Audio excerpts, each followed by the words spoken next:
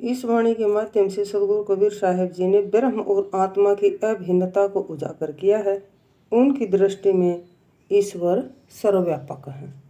साहिब जी की वाणी है, सो हम हंसा एक समान, काया के गुण आन ही आन, माटी एक सकल संसारा, बहुविधि भांडे गढ़ कुम्हारा, पंच वरण 10 दूहिए गाई, एक दूध देखियो पतियाई, कहें कबीर संसार करी दूरी, त्रिभुवन नाथ रहा भरपूरी।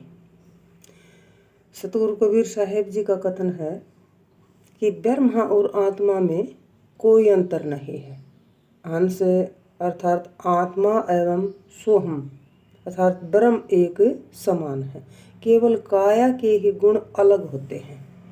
साहिब जी का कहने का भाव है कि आत्मा और परमात्मा तो दोनों ही एक हैं, किंतु शरीर नश्वर है, क्योंकि ये शरीर तो नष्ट हो जाता है और आत्मा न मरती है, अजर अमर है।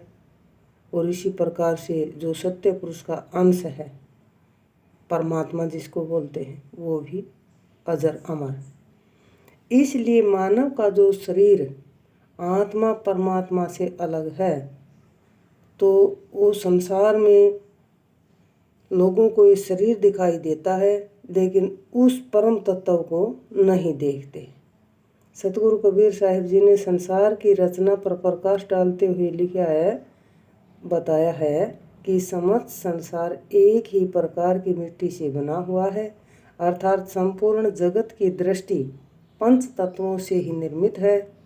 ईश्वर रूपी कुम्हार ने एक मिट्टी से नाना प्रकार के भांडों रूपी मनुष्यों को बनाया है। मनुष्यों का आकार यानी सकल सूरत अलग अलग है, किंतु सबका निर्माता एक है। 5 रंग की 10 गायों को दुहा जाए तो सबका दूध एक समान होगा।